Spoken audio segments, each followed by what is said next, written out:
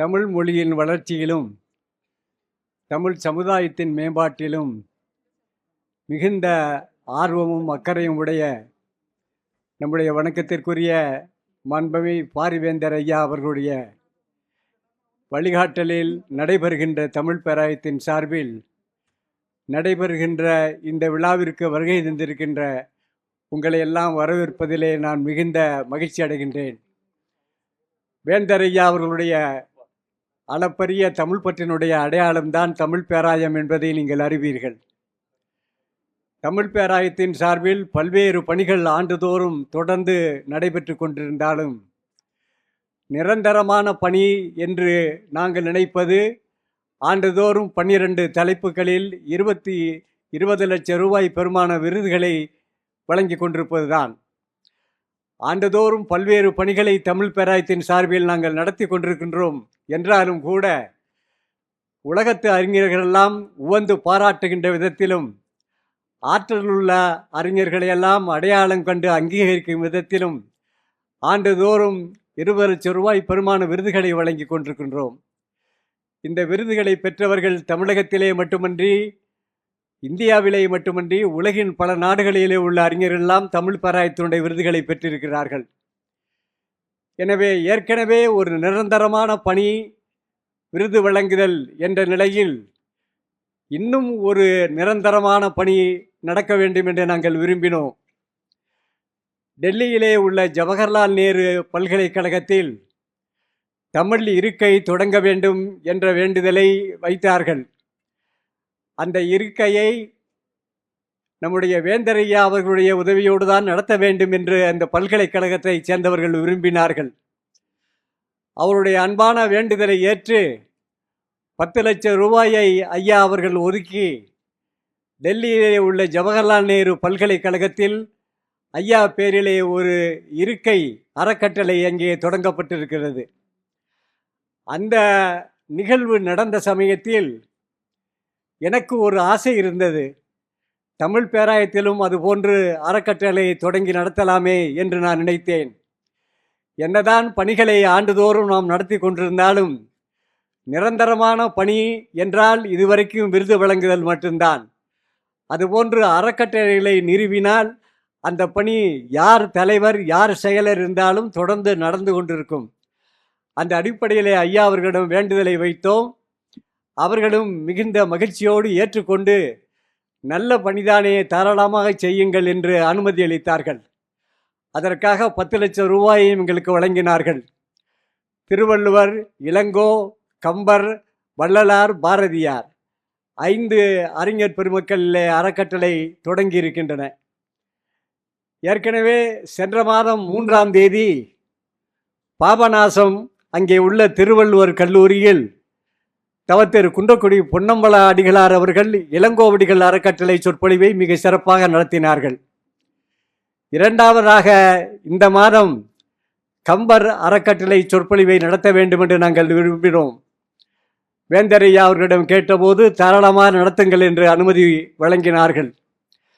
அந்த அறக்கட்டளை சொற்பொழிவை நடத்த வேண்டும் என்று நாங்கள் நினைத்த போது எங்கள் நினைவிற்கு உடனே வந்தவர் நகைச்சுவை நாவலர் புலவர் ராமலிங்கம் அவர்கள்தான்.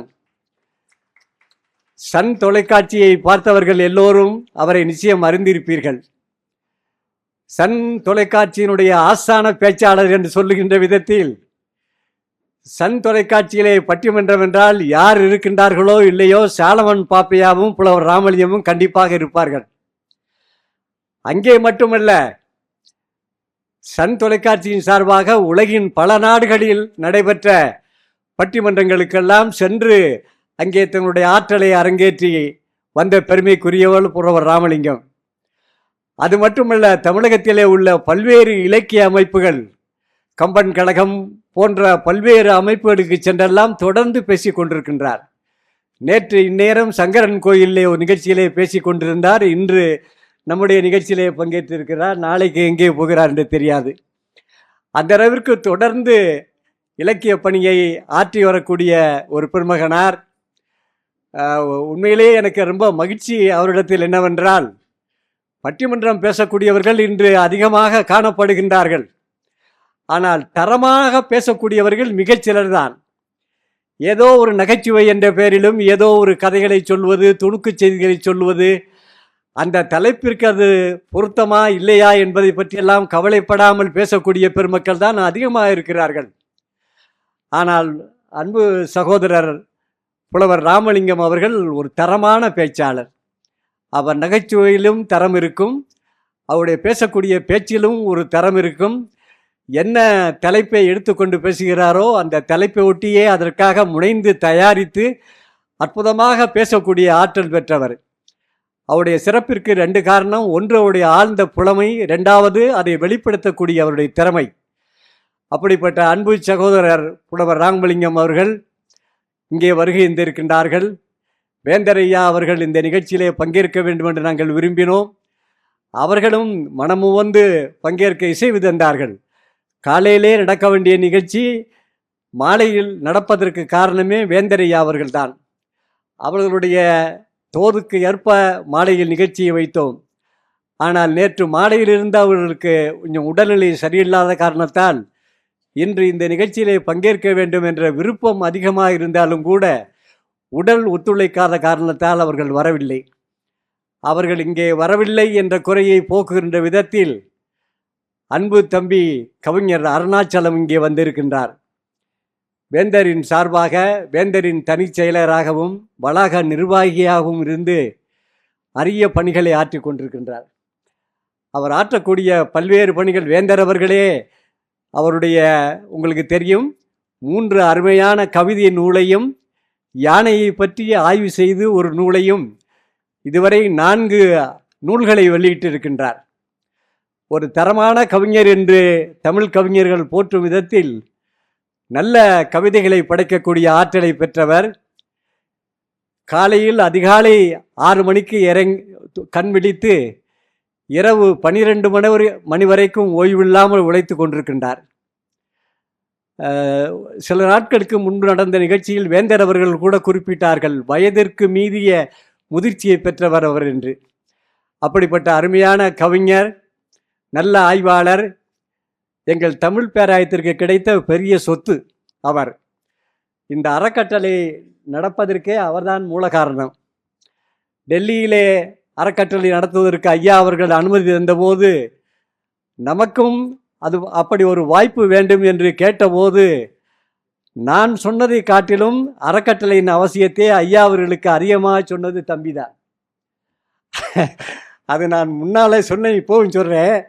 பேசி கொண்டிருக்கும் போதே ஐயா அவர்கள் யோசித்து கொண்டிருந்தார்கள். உடனே ஐயா அவர்களுடைய பேனாவை எடுத்து மூடியை திருப்பி கையெழுத்து போடுங்கள் என்று சொன்னார்கள். அது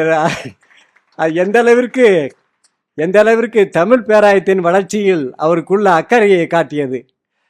பாரிவேந்தர் மாணவர் தமிழ் மன்றம் என்ற ஒரு மன்றம் நம்முடைய பல்கலைக்கழகத்தில் தமிழ் பேராயத்தின் கீழ் மிக சிறப்பாக செயல்பட்டு கொண்டிருக்கிறது. ஏறத்தாழ 5000 மாணவர்கள் இதிலே உறுப்பினராக இருக்கின்றார்கள். எல்லா புலங்களிலும் அதனுடைய கிளை இருக்கிறது.